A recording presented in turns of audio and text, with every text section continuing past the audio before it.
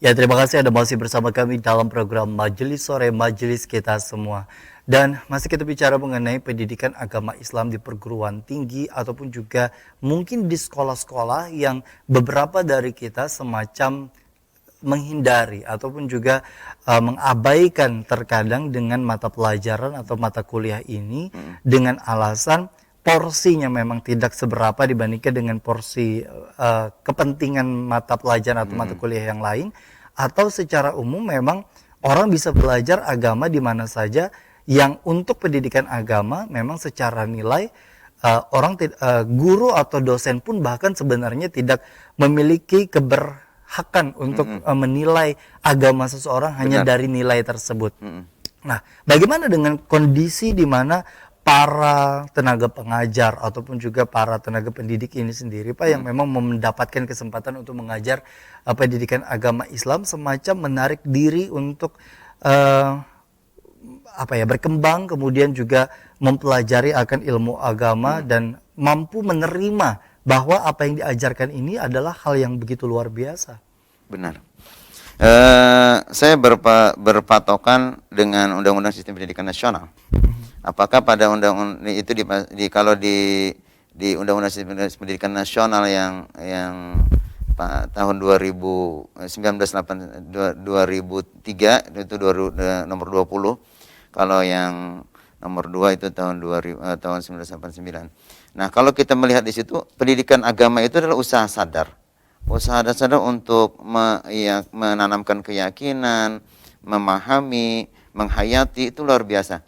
Makanya saya sangat tertarik ketika namanya suatu proses pendidikan, kemudian guru menjadi peran, dosen menjadi guru agama atau dosen agama menjadi peran untuk terlibat dalam proses itu, proses untuk menanamkan keyakinan, menanamkan pemahaman, menanamkan menghayatinya itu dalam mahasiswa atau dalam peserta didik di sana. Nah, artinya kita mempunyai kewajiban yang dibebankan oleh pemerintah, walau sebenarnya menurut Atiyah Al-Borosi ketika disebutkan tadi, pendidikan itu adalah pendidikan dari keluarga dulu, kan itu kan.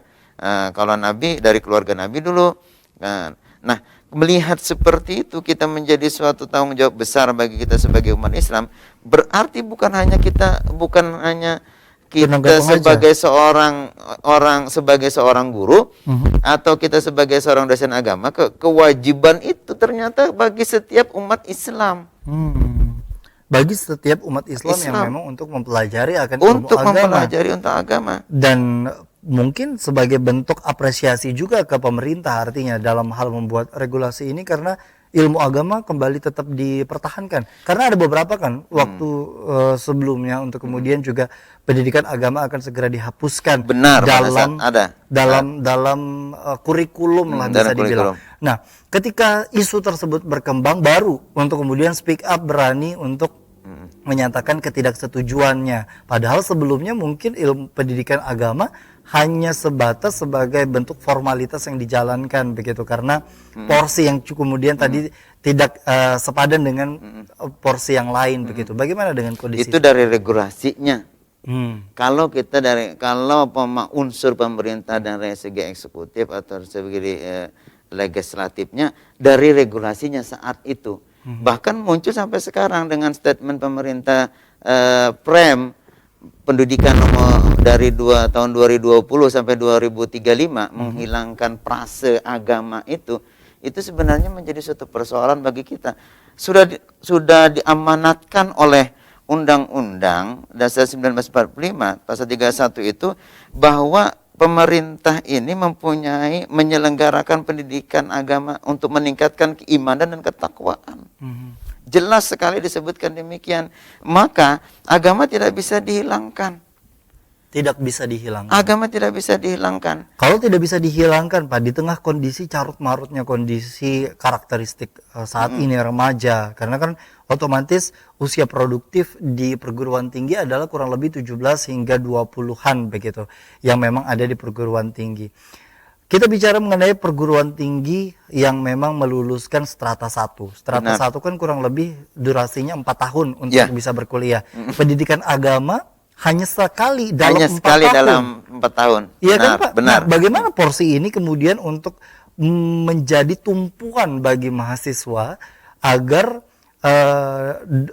dengan implikasi di dalam kehidupan sehari-hari pasca lulus atau Iya, bahkan benar. mungkin menjalani kehidupannya Iya. bisa seimbang sesuai dengan norma yang diajarkan Ya, di pendidikan agama Islam. itu jika dalam suatu pandangan saya sosiologi atau antropologi, itu dalam suatu kemasyarakatan atau dalam suatu interaksi kemasyarakatan. Tapi ketika itu pada pengayom pemerintah, dia menjadi stakeholder pemerintah.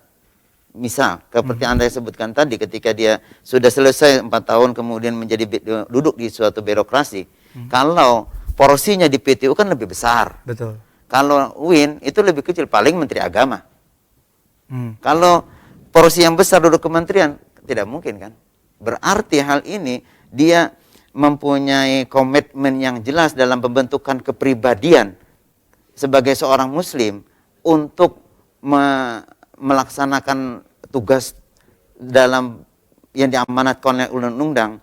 Dia sebagai seorang pemangku pemerintah kebijakan di negara ini, misal kan, atau dia sebagai seorang birokrasi di negara ini. Sementara dia bisa melihat dalam keadaan sekarang ini, kok kenapa muncul hal-hal yang memang tidak diinginkan oleh kita. Kenapa? Dia mengatakan, saya kan sedikit ilmu agamanya. Nah, ini yang menjadi persoalan kita bersama, bahwa ketika dia mengaplikasikan dirinya dalam bentuk struktural pemerintah atau birokrasi pemerintah, selama itulah dia dia mendapatkan keilmuan ketika kuliah dan mengaplikasikan dia pada saat bekerja.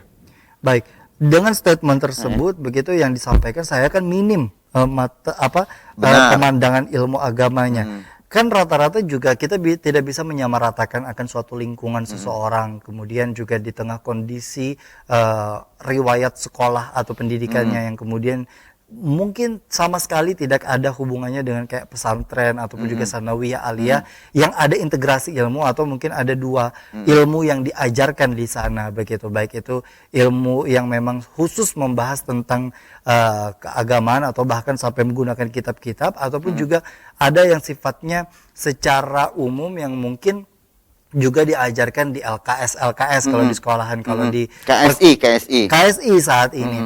Nah, kali ini kalau kita bicara mengenai kondisi seperti itu, Pak, apakah memang juga perlunya peranan dari keluarga dalam hal ini untuk menanamkan ilmu agama selain dari porsi pemerintah yang hari ini hadir di tengah-tengah pendidikan kita cukup sedikit memberikan ruang untuk mempelajari akan ilmu agama. Iya.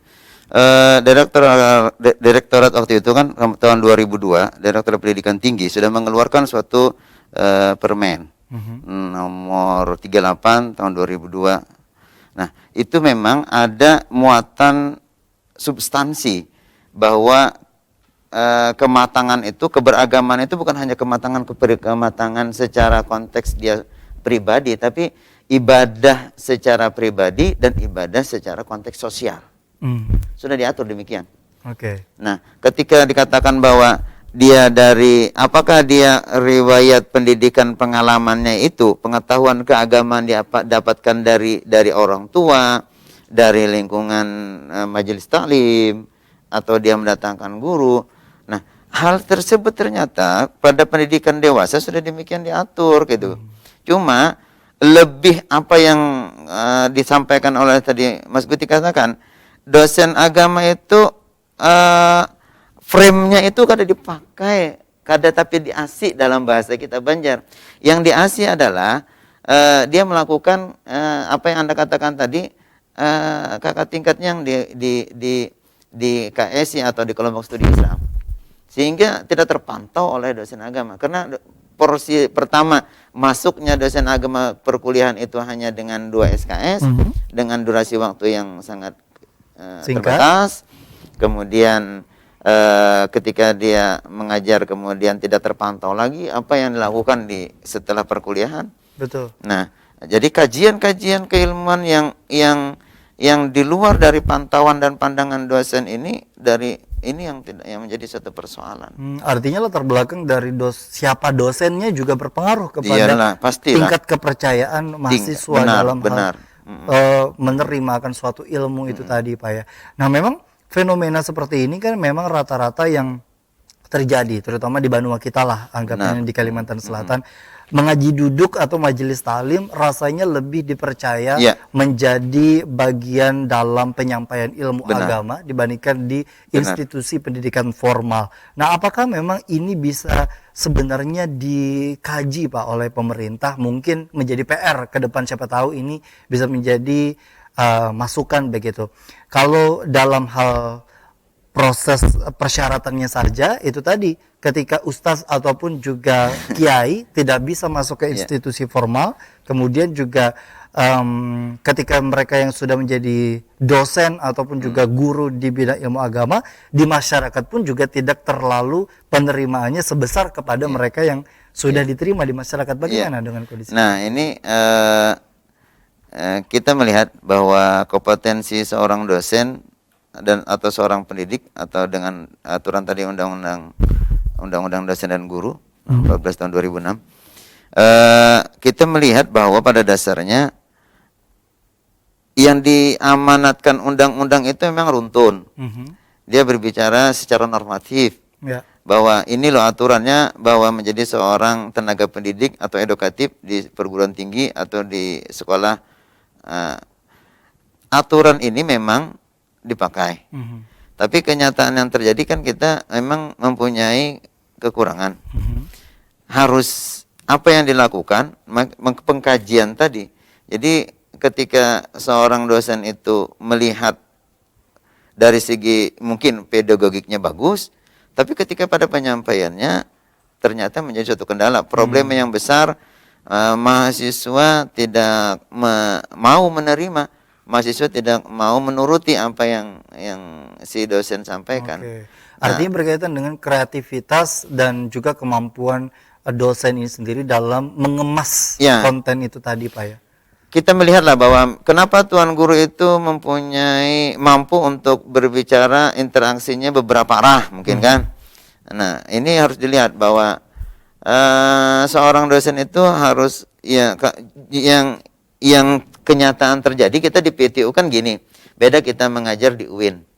Kalau di UIN mungkin mahasiswanya sekitar 20-30 kan gitu, atau anggap aja ya satu ruangannya. Tapi kalau pendidikan agama di PTU itu seperti majelis taklim yang atau tablik akbar yang sampai kadang-kadang sampai keluar ruangan. Satu angkatan. Keefektifan ini di mana gitu kan. Jadi kewajiban kita sebagai seorang pengajar betul tersampaikan. Tapi apakah ini efektif atau tidak?